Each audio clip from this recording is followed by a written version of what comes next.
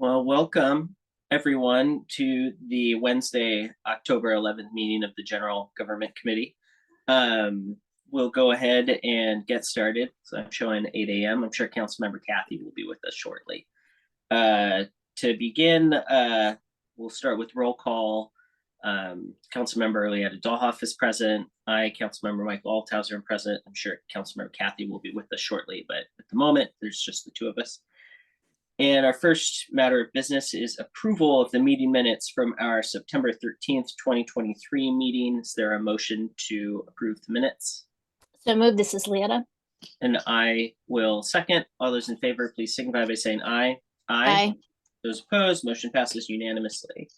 Our first substantive piece of business is discussing the 2025 Comprehensive Plan periodic update regarding the development code. And I will note for the record that Councilmember Kathy is here, so we have full attendance of the committee. Welcome, Councilmember. Thank you. And Brad, I think you're gonna help us walk through this morning. Yeah, good morning, everyone. Let me go ahead and share my screen. Also, can everyone see the presentation? Yes. Okay. So just as a general question I want to pose to the members of the General Government Committee first is that your next work session as a full council on the 24th will be sort of an intro to the comprehensive plan process and that kind of thing. So if you could keep in mind any general questions that you think the other members of the city council would have, or things that we should really touch on to make sure that they're brought up to speed. We're not going to do the full dive into what the update is and what we're doing. We're just trying to make sure that they understand the general process. So today's topic is we're going to run through some of the state requirements that have come down recently for that we'll have to address as part of the development code update portion of the periodic update process. Just to give you a general idea of how all this fits together, this is obviously a very simplistic way of showing things and omits a couple of items, but in general, we have state requirements that come down through the Growth Management Act and other sources. We translate those on the local level into our comprehensive plan goals and policies, which in turn are sort of the larger guide to our development code. And we're going to talk a little bit about the development code. The development code also includes like our development guide, which guides construction, all those kinds of things, building code, those kinds of things. The end result at some point is somebody builds something that fits in with all of these requirements. There are a number of state requirements that have come down. We'll start first with the sort of a general list. Affordable housing obviously was a very big topic for the legislature the past couple of years. There were some changes involving how we deal with clean energy. Obviously, climate change is a big one. Critical areas, impact fees, and organic materials management is also one of the things that we have to address. There are a number of different affordable housing amendments. We'll address each of these as we go through the presentation, but there's a pretty broad range of things that we'll have to talk about. We'll also note in some of these that there are conflicting requirements between these two. Obviously, each of these came from different legislative bills. Those bills maybe not have been coordinated as well as they might have been. So we'll walk through some of those conflicts and talk a little bit about that as well. We'll not go through these in incredible detail, but I want to call out some highlights. And I think starting with the accessory dwelling unit legislation, I think this is an important one because it kind of changes a little bit the complexity of the neighborhoods in the city, residential neighborhoods. The important thing to understand here is the state legislature has done a lot of work in recent years around accessory dwelling units, seeing them as an easier way to get more housing built quickly and with less process. And so they've really latched onto the idea of an accessory dwelling unit as the way to do that. Accessory dwelling units, again, are by their very name, there's a primary use on the property, which is it could be any kind of residential use. And then the accessory dwelling unit is essentially something that is built in addition to that existing use. So a couple things. Number one, The state legislation now requires that 2 accessory dwelling units be allowed per lot throughout the city. So what that does is essentially it increases our density, but doesn't really change how we calculate our density. So there's the important point about that is we use things like maximum density and so forth to calculate the need for services, whether we're talking about transportation, water, sewer, all those other things, or fire and police service, for example. We'll have to do on the comprehensive planning side a little bit of additional calculations to try to figure out the impacts of this, the expected number of dwelling units and that kind of thing, in order to capture all the things that we need to make sure that we're planning properly for all this. Another important thing is the maximum size for accessory units can be no less than 1,000 square feet. Currently, our code limit is 800 square feet. So we're talking a fairly large structure as an accessory structure. There could also be another important thing is impact fees for accessory dwelling units can't be greater than 50% of a single family home. So the idea obviously is the smaller size of the impact and the smaller household size perhaps results in a less of an impact. So we will need to do some work to figure out how to make all that work. Related to that is some changes to the condominium and small residential law that deal primarily with just zoning. Number one, we touched a little bit about impact fees. This is actually kind of an interesting one. The impact fees must be proportionate to the impact of the new housing units. That includes both multifamily and condominium. And what that means is we have to look at not only square footage, number of bedrooms, trips generated.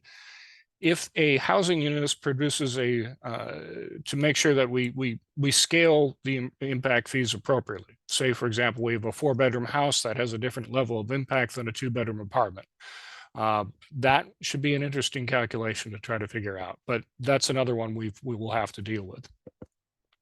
The second part of this is something that the council has actually talked about all the way back in 2018, which is expanding how we deal with platting. And essentially what this is condominium platting, so that essentially there's a separate unit or a separate lot created for individual condominiums. So what this could do is say for like in a cottage housing development, individual cottage housing units could be quote unquote on a separate lot, while the larger surrounding everything else on the property would be its parent lot, meaning the parking areas, et cetera, et cetera. That's actually a good thing. That's been something we've been thinking about doing, and this just helps us do it. We have to take another look at our design review standards. We can only apply design standards that are clear and objective, meaning that there's no ambiguity. We want something to look like this kind of thing. We need to be very specific and do that. I believe our current citywide design standards do that, but I think we'll just need to do some further scrubbing to make sure that we don't have that issue. The other thing that this really sort of addresses is the concern that the multiple meetings were being created just to deal with design review on housing projects. And we don't have that situation since our process is primarily administrative. So manufactured housing, there's a change in how we deal with manufactured housing that we'll need to amend our codes to deal with. We are now limited really for dealing with how we regulate manufactured homes. We can regulate their location, but they have to be treated the same as any stick built. So we currently do that. So the manufactured homes are allowed in all our residential zones that allow stick built.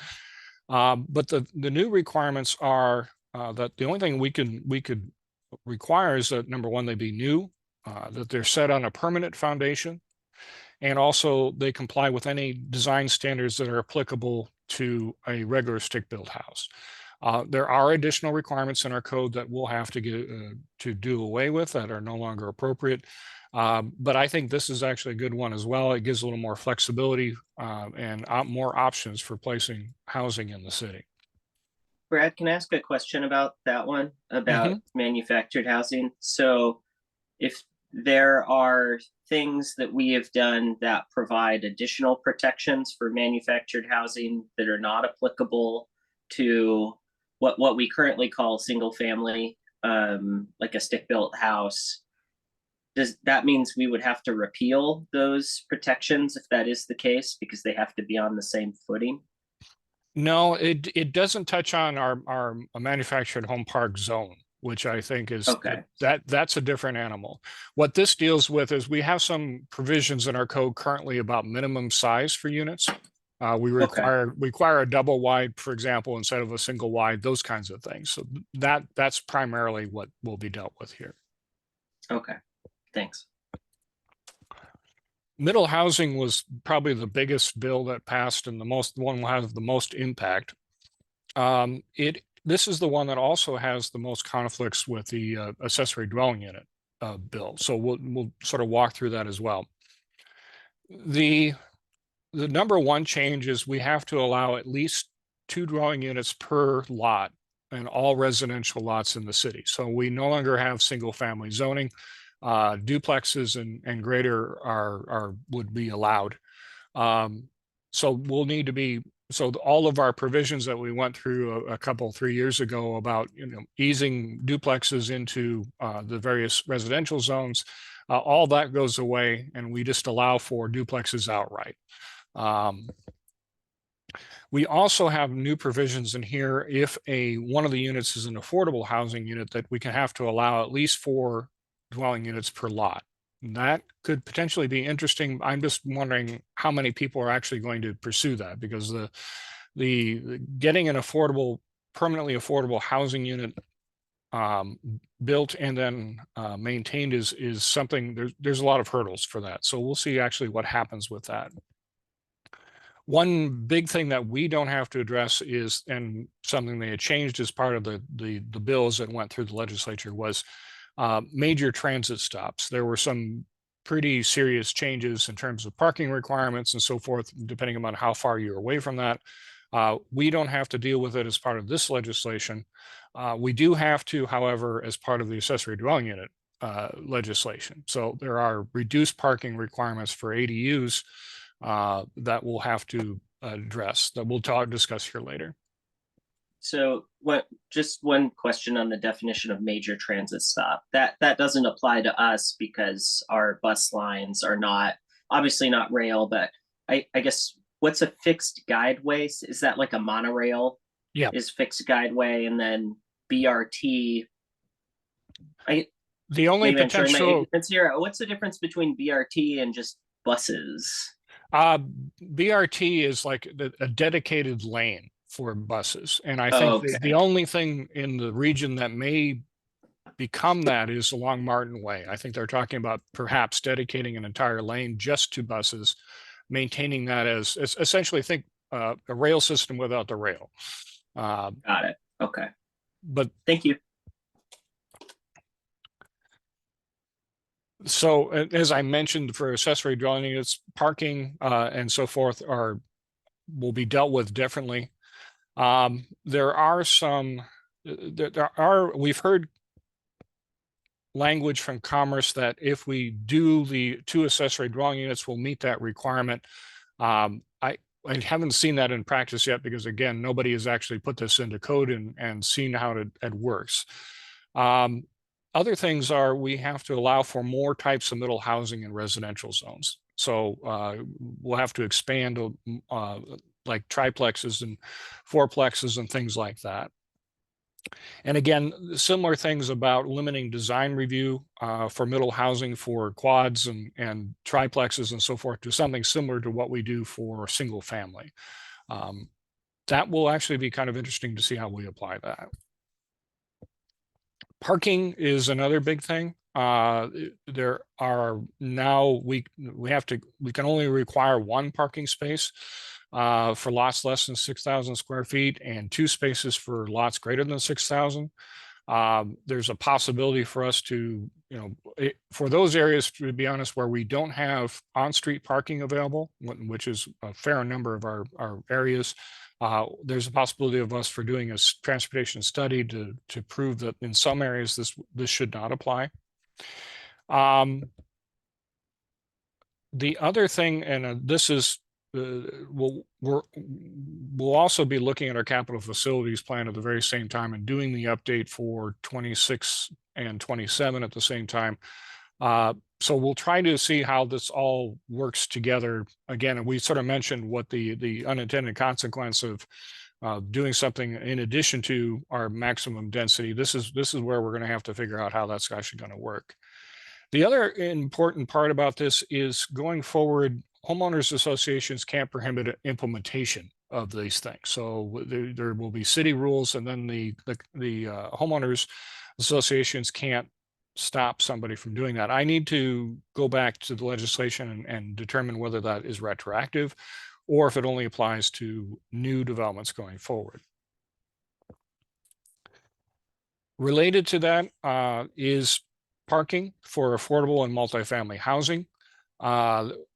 For everything within a quarter mile of a transit stop, and there are 3 parts to this. We'll touch on the first one here.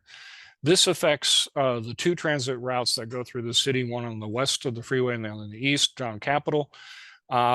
We can only require 1 parking space per bedroom, or actually less than a parking space per bedroom per unit. So what the impact of that is, I'm likely the market will still provide probably enough parking, but at the same time, there's probably going to be more parking on adjacent streets that we'll have to address. For seniors and for people with disability that are within a quarter, there is, we can't actually impose a parking requirement for bedrooms and so forth like that. We can establish parking requirements for staff and visitors, but this would only affect the Capitol Boulevard corridor. One thing to keep in mind is one of the big issues when we did the Capitol Boulevard corridor plan was the concern about the adjacent neighborhoods about overspill from parking from various developments. This is just going to be another thing that as and if we get these kinds of developments, we'll have to just be aware that that will be something that we'll be hearing about. For market weight housing within a quarter mile of a transit stop, there's also the new requirements here for parking. This will all primarily affect just along Capitol Boulevard. Again, I think this is probably going to have a bigger impact than the previous one. A big change that is sort of in the background, but really affects every permit that we review in the city is part of this new legislation. Just to give you an idea, we have state mandated rules about how long we can review an application, provided that it's complete, meaning that all the elements are there for us to review. We have a 120 days time for us to complete our review. And what that means is if somebody comes in with a project, it's deemed complete, meaning that it has a traffic study, it has the site plans, it has everything that we require. We have to turn it around fairly quickly. We can stop the clock if we're missing or we need additional information. But now this will change and reduce that even further. So this is going to be an interesting one to try to implement because what it requires is a permit tracking system that allows us to stop and start time a lot better than what our current system is, which is not an easy thing to do. And if we don't do it within the required timeframes, we have to provide a refund of the permit application fees. So this will be just another way, obviously, of making sure that we turn around projects quickly. My bigger concern is for those projects that come in with a complete, well-done application, this isn't an issue. The issue becomes when we have people that come in, to be really honest, and submit applications in the back of a napkin, don't provide the appropriate information, and we're trying to figure out what the stormwater impacts and the traffic impacts are from very incomplete information. That's going to be, I think, the bigger challenge. So I just want to make you aware of that.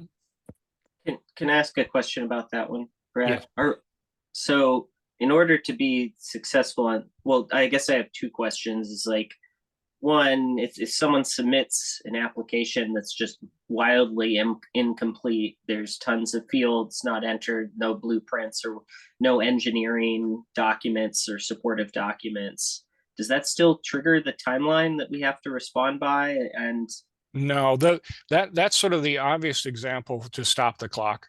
okay, The problem is when we get into the details, like I submitted a stormwater report, and then you get into the details of the stormwater report itself and discover there's some big holes in there. There's not a way of it's a harder argument to make that it's not a complete application because I checked the box. I submitted the stormwater manual. You may not like it, but I submitted it.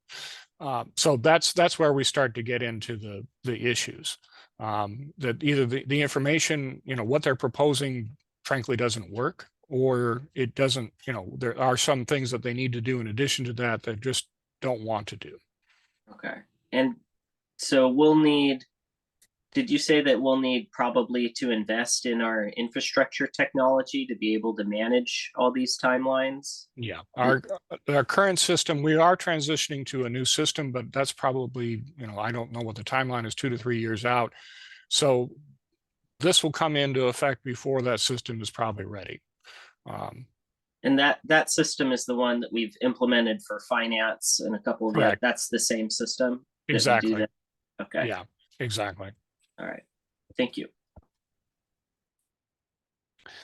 There are a couple of religious sponsored housing bills that have occurred either in the recent past or in the past couple of years that we need to address here.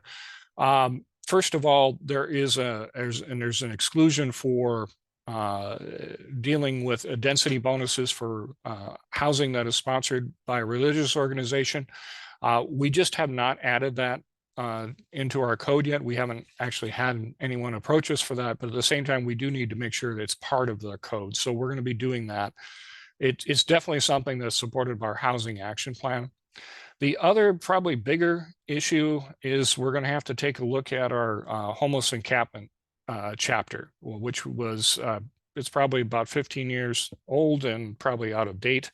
Where there are things we're going to have to allow for when it's a religiously sponsored encampment, outdoor encampment, or any of those kinds of things.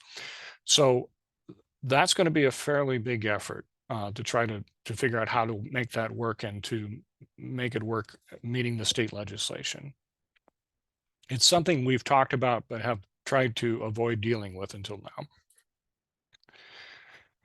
now.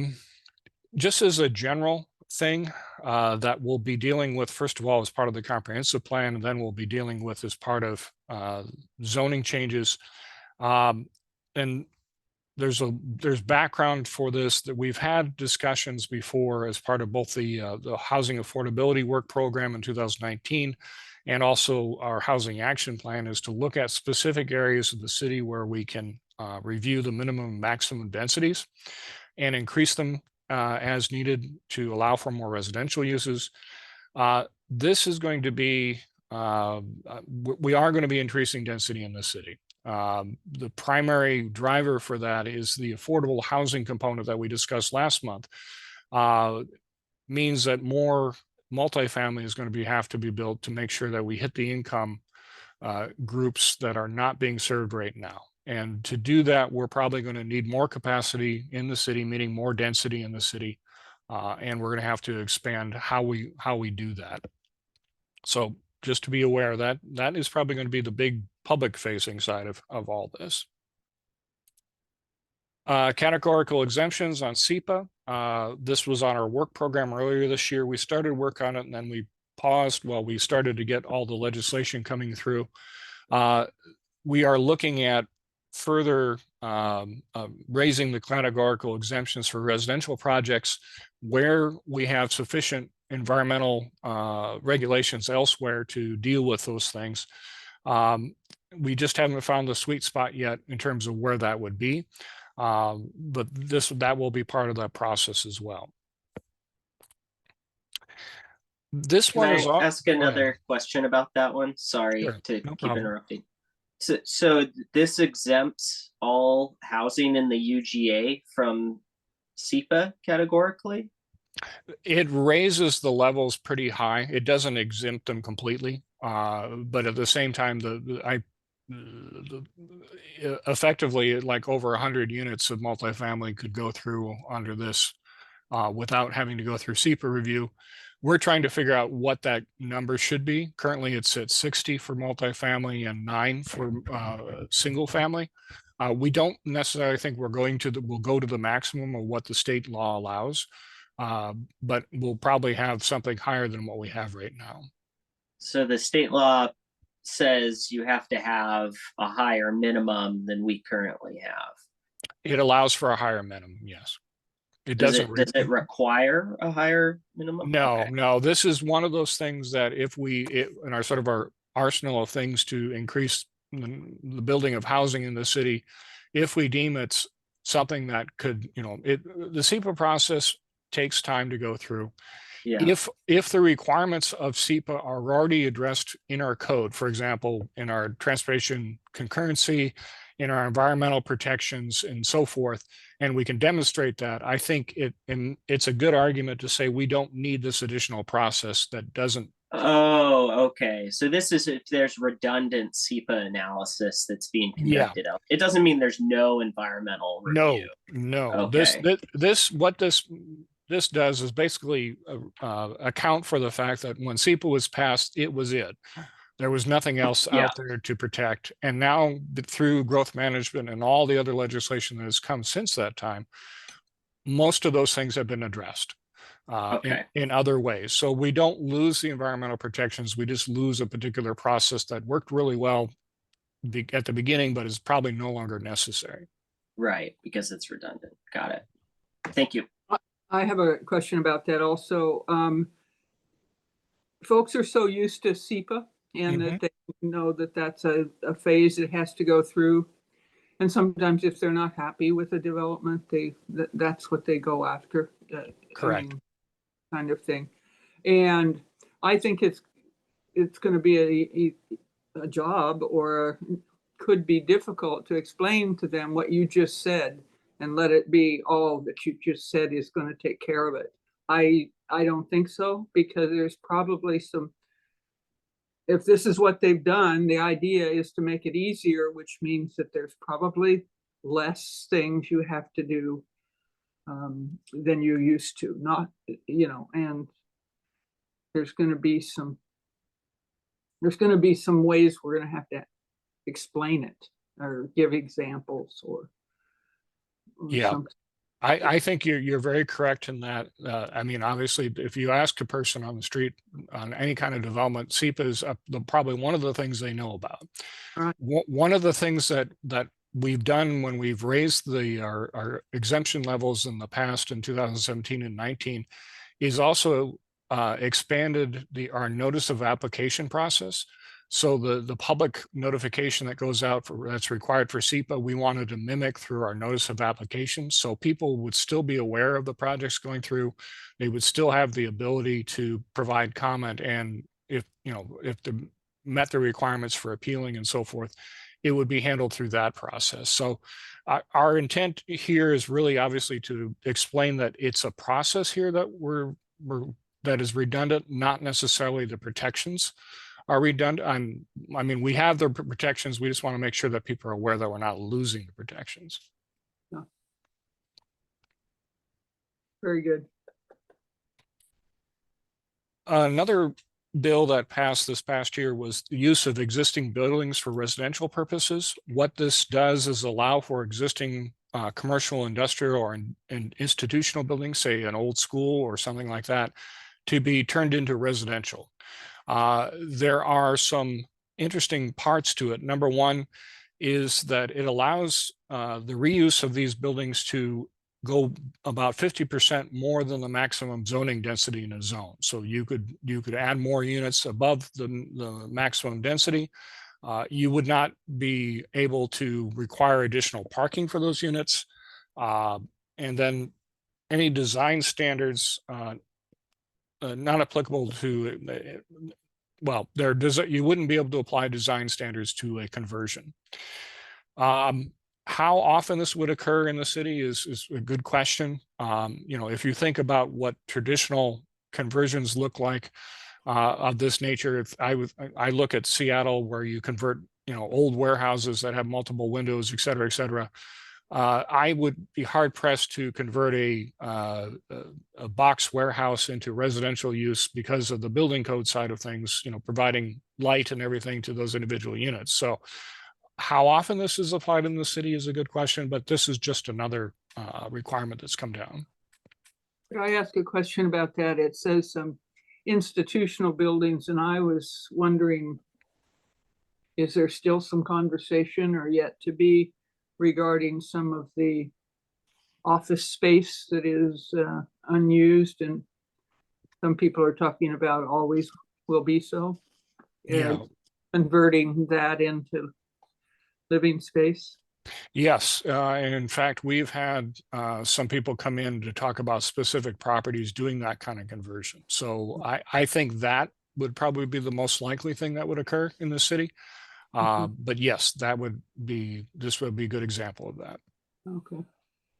Yeah, Brad, that was my question along with Jones is, I know I've heard from like in the past, Homes First looking at doing some housing around, I would say industrial way, but Tumwater Boulevard, right? Like work source housing, right? Mhm. And then state agencies projecting, they're still consolidating and figuring out what's going to happen, right? So that's a few more years out. And so I've heard also some other people looking at taking some of those state buildings, right, after they consolidate. So that would all fall under here. Yes, yes, it would. Thank you. Brad, could this also be a tool for brewery redevelopment? I would say probably, I mean, if you apply it broadly, yes. I would say in a very practical matter, the existing buildings on the brewery, no. Just trying to convert those buildings Yeah. into something else, it would be very difficult. Because you have to keep the existing structure and retrofit. You can't go down to the foundation and build back up No, and still get the bonuses. Okay. no, and that's the brewery itself is it may look like one large building, but there's sort of like 15 buildings all smashed together. So the conversion of that space into something else is pretty difficult. Yeah. Okay. Thanks. We'll go through this. Touching on some of the other amendments, the clean energy things, there are a couple things that we'll have to deal with. First of all, citing clean energy. There is this probably won't affect us very much because this typically is more on a county level. We will just see how much we can do and how much of a process we want to have for citing like a wind farm or solar farm or things like that. And then there's some other minor things dealing with light pollution for wind energy generating things that we don't necessarily have to deal with, but we probably should take a look at. Climate change amendments, I'm just going to flag this as something we'll have to sort of figure out as we start to develop the new climate element. What changes in turn will have to be made from the code. I don't necessarily know exactly. There are things that, however, that we'll have to do to dealing with open space and green space that we'll have to deal with as part of this process. That basically we can designate those areas and as part of this process. Critical areas amendments, there are some things we'll have to address as part of this. There have been some minor updates to the wetland code. One thing that is kind of interesting is we haven't received the guidance yet from the state, is how we deal with the new Growth Management Act requirements to not only protect but enhance critical areas. That is a new part to the critical area goal. And what that looks like and what we will have to require is something to be determined. So I wouldn't be surprised if we got guidance on what we need to do towards the end of our update process. We are going to be updating our floodplain ordinance to meet current FEMA requirements and ecology requirements. We had what is known as a community assistance visit from Ecology in the spring, where they came out, looked at all the permits that we've issued, looked at our existing code, and offered some suggested changes to our floodplain overlay section to meet the current FEMA requirements. The good news is the changes are fairly minor. We have not had a flood loss that has gone to FEMA since I've been here in 2016. So that's a good thing. So the level of impact, the level of our protections right now are pretty good. But this is just something we'll have to address as part of the update. We've discussed a little about impact fees. There are some specific changes also for things like early learning facilities that we have to make sure they're in line with commercial retail. And we also have to do an impacts fee study to look at the impacts to bicycle and pedestrian facilities and include some level of impact fee calculation to address those. We will see if we need to do extensive code changes. I don't think we will. This will probably happen mostly on our fee ordinance, I think. We're going to have organic materials management, that's compost handling. So we'll need to make some changes to our essential public facilities code to address this. And there will also be some changes, further changes to the essential public facilities code that I'll discuss here in a moment. There are about 3 city-sponsored amendments that we have discussed with the council and the planning commission in the past few years, but have put off and attached to the larger update. The first one deals with density bonuses. The one thing that the council passed, it's the inclusive housing rules that allowed for essentially permanently affordable housing in exchange for density or height requirement changes. We're going to probably look at tweaking that further to try to make it easier for people to take advantage of that. People have not done that so far, and the response we've gotten is that there are some barriers that I think we can address as part of the update to deal with that.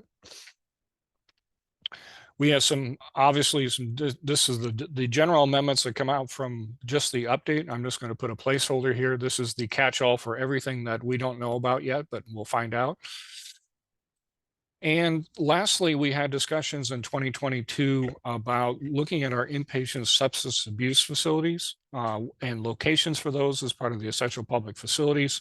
We're going to be taking a look at that as part of the update process.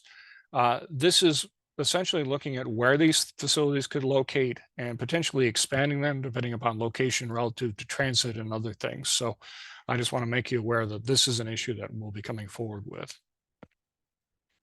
As I mentioned, can I ask a question about that one, Brad? Yes. Inpatient substance abuse facilities are defined under state law as essential public facilities. Correct. So don't we have to have that, like, regardless of if this is in our code, don't they have access to the essential public facilities sort of expedited process regardless of that, because they're defined that way under state law? I wouldn't call it an expedited process. What the essential public facility says is that there are facilities that, to be honest, nobody wants, but everybody needs. And this is one of those cases that we have to allow for it within the city. We can establish locations for where it could be. We can establish a review process, which includes a conditional use permit. What we're looking at as part of this particular item is potentially expanding where this use could locate within the city beyond what it is now. There are some cases where we've had that facilities that have been established under the county brought into the city as part of annexation and are non-conforming uses. So we're trying to figure out how to deal with those particular uses going forward. That's essentially the issue that we're dealing with here. Okay. I know that there was also a new type that was passed that's now in state law called community facilities that are like kind of re-entry facilities for young people exiting the state's JR system. And I don't think our code accounts for that either. That might be another one to add to the list because it was a newly passed law, I believe. Yeah, I think you're correct. There are probably a few of those things that are out there that we haven't captured here, but we'll have to as part of our larger checklist. Brad, could you go back and or just comment on what you said about the wetlands? We have some required, I'm just going to leave it here. So we're required as part of the periodic update to not only update our development code, but also make sure our critical areas codes are up to date. Ecology is responsible for issuing guidance on how we regulate wetlands. Essentially, here's the process, here's how wetlands are defined, and here's the general range of buffers. And then based on best available science, the jurisdiction determines how it's going to implement that. We've been pretty good at keeping up with the changes that have come down from the state in terms of our critical areas. There are some changes that have occurred in the state guidance that don't necessarily say increase the size of wetland buffers, but just change how they're typed. So those are the kinds of things we'll be capturing as part of these amendments. So is it correct that that front part of the property out at Isabella Bush Park and the farm and all that, that's wetlands, is it not? I'm not familiar with the property, but I wouldn't be surprised if it is. And do we have responsibility for seeing that remains that and whatever? Yeah, so what that means is state wetland code has some exemptions for ongoing agricultural use of property. And that basically allows somebody to continue farming even if they impact a wetland as part of that.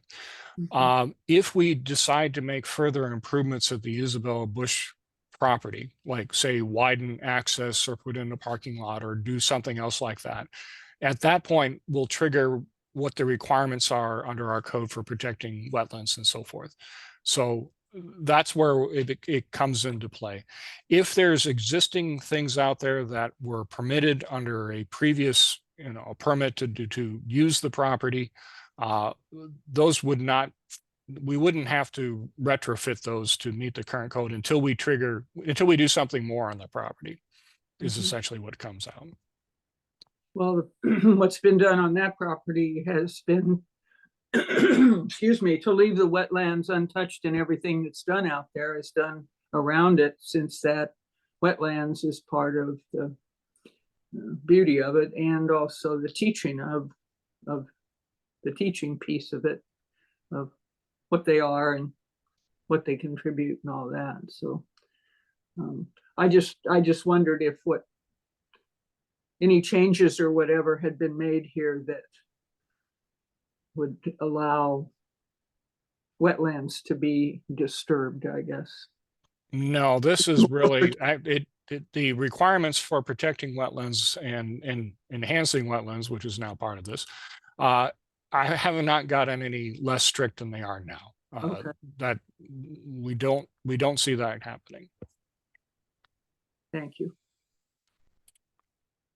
So our next steps, as I mentioned, there will be a work session on the general comprehensive plan and the update process.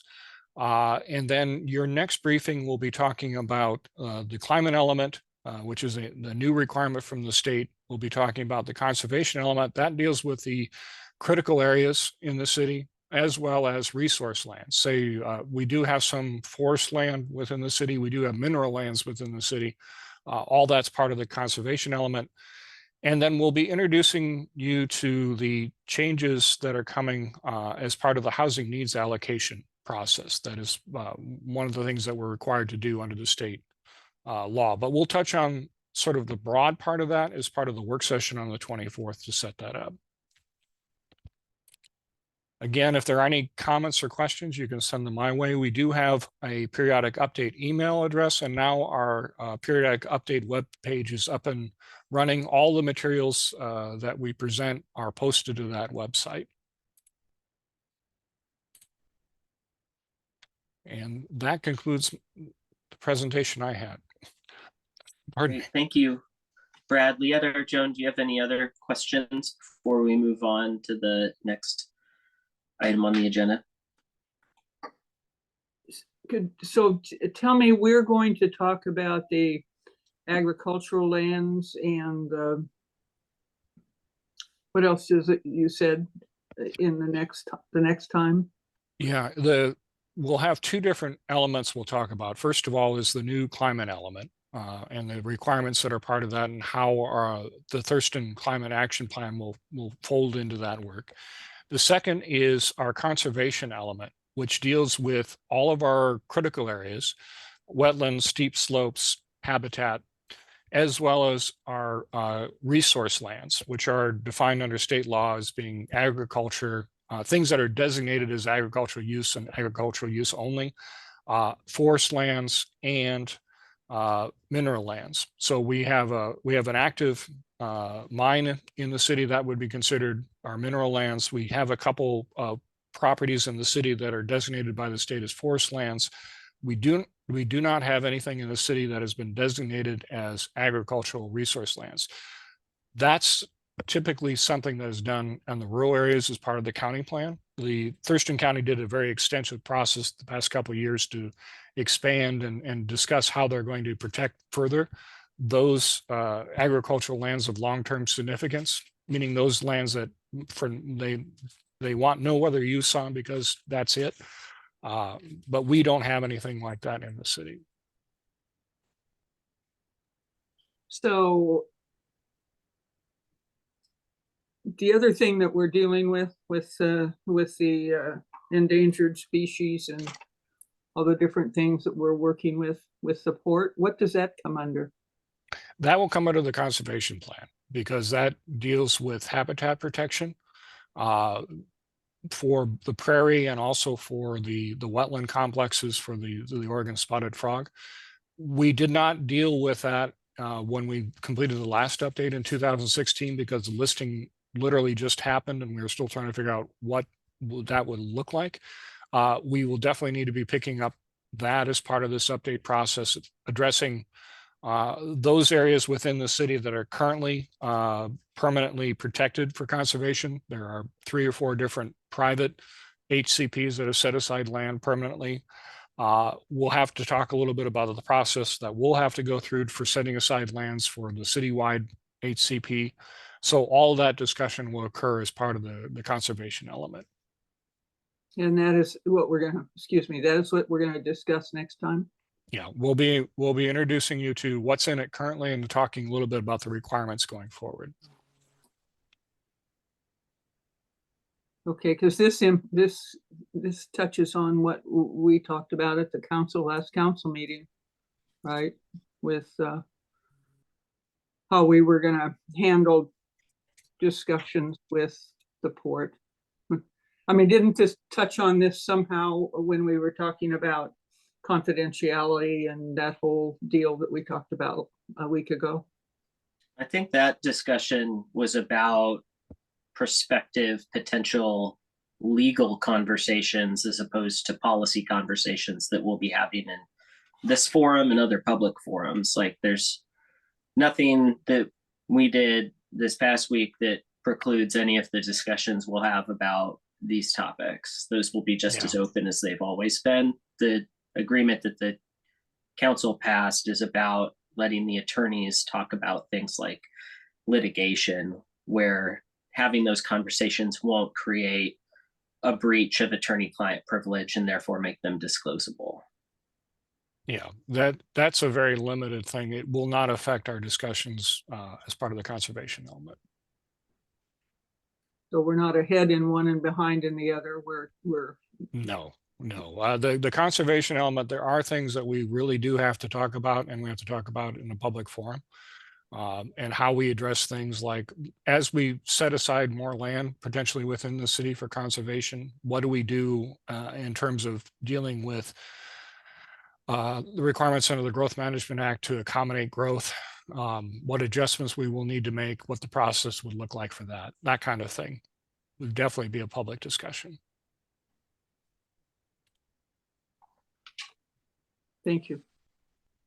One thing I had, Brad, regarding development code updates, in this process, do we ever circle back to complaints or challenges in this process, right? And see how it would be different, or if it would have amended or, lightened that. I know, like, I understand the intent is always positive of the things that we do, right? And sometimes with the impact, there's unintended consequences. I know one example of a constituent messaging me last year, right? And I sent it to Mike regarding like a sidewalk being built to nowhere, right? So in this process, do you ever circle back to those challenges and see like, oh, if we update this, this will fix that? Yes, we definitely keep a list of all, and I have a file of all the things that have comments that we received and try to account for. We always try, obviously, to do our best to make sure that the new code is better and works better. We know that in practice, there are so many moving parts and so many unintended things that could occur that we're always going to be tweaking that. So that's sort of built into our process. Okay, thank you. Brad, I know that this is yet to come, but I was reading the other pieces that were in this packet for today, and I just wondered, you said that we took off the checker spot butterfly from endangered species list. Who took it off? We did a process at the very beginning of preparing the HCP, identifying all the potential species that could be covered by the Habitat Conservation Plan. We evaluated where we knew they were located. We evaluated our ability to provide conservation for those species. And I believe there were like 27 or 28 different species that were on that list. And the checker spot was part of that, was one of those identified species. As part of that process, we determined that within the city that we didn't really get the ability to identify habitat land and the ability to mitigate was fairly minimal. It's something that is addressed by the county plan, and they have areas that are probably much more likely to be covered by that. The other important thing is when we evaluated what we wanted to include for protections within the plan, we looked at when we're protecting the prairie species, the checker spot would benefit a lot by the improvements we would make for the gopher by increasing native prairie. So we felt, based on that analysis, that there would be sufficient improvement for the species without having to necessarily protect it outright, or it is protected outright, but be covered under our habitat conservation plan. So the checker spot is still in this place on the land we were originally talking about, but you're saying how we're mitigating for gophers down the block, the butterfly'd go there? Essentially, the improvements we'd be making for the gopher would benefit the butterfly, and that we didn't identify specific areas within the city itself that we were impacting the checker spot, that we needed to include that as part of our HCP.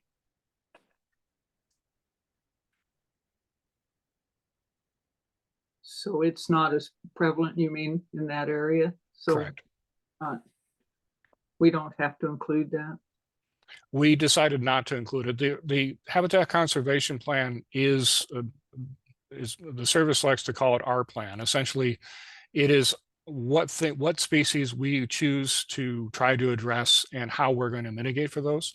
If there are impacts above and beyond that, that is something as part of the federal permitting system still. But for our purposes, for our protections for the Habitat Conservation Plan, we focused on those 4 species. Okay.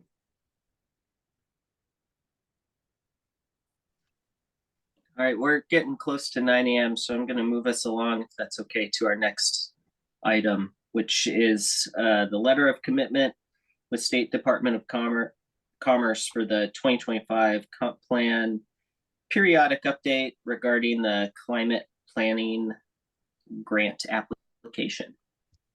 So the staff request is that the General Government Committee place this on the City Council consent calendar for your October 17 meeting. What this is the Department of Commerce has been releasing a number of grants available to update our comprehensive plan. We've had 2 so far, and the last one was for middle housing, and the part of the application was a letter of commitment from the mayor saying that we have the resources and we're committing to do the work. This is a very similar thing, except this is for our climate planning grant. The climate planning grant is by far the biggest. It's about $500,000. What it would allow us to do is to create the plan and also do some of the implementation work as part of that. So it's actually a good thing. It covers a lot of different things. But as part of that grant application process, we need a letter from the mayor committing the city to the project.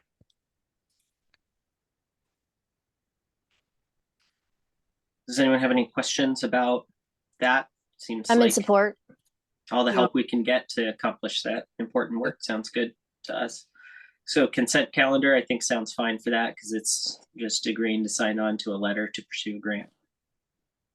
Okay, is there a motion to recommend passage of or recommend that the mayor sign the letter? I As per- move to place on the October 17, 2023 City Council consent calendar to authorize the mayor to sign the letter of commitment with the State Department of Commerce for 2025 Comprehensive Plan Periodic Update Climate Planning Grant Application. Second. There's a motion and a second. All those in favor, please signify by saying aye. Aye. Aye. Those opposed, motion passes unanimously to recommend placement on the consent calendar. Thanks. And our final item on the agenda is the third amendment to the Phase 2 Service Provider Agreement for the Bush Prairie Habitat Conservation Plan. Okay, Brett? so the recommendation is that the General Government Committee add this to the City Council consent agenda for your meeting on the 17th. What this amendment does, the Phase 2 grant that was provided through the Washington Department of Fish and Wildlife, we received that in 2018. It includes a component to deal with the environmental review for the HCP. We're not to that process yet. So we basically want to preserve the ability to spend the money, but we haven't been able to start the work yet. Related to that is that we have a service provider agreement with our consultant who's helping us prepare the plan. This is for the Phase 2 work. What the amendment would do is 2 things. It would lengthen the term of the service provider agreement from this year out to 24 and end of 24, and it would also bring the amounts that are in that service provider agreement into alignment with the current grant alignments of the various tasks. So we've shifted some money with approval from the state between preparing the HCP and doing the environmental work, and we need to update our service provider agreement to reflect that.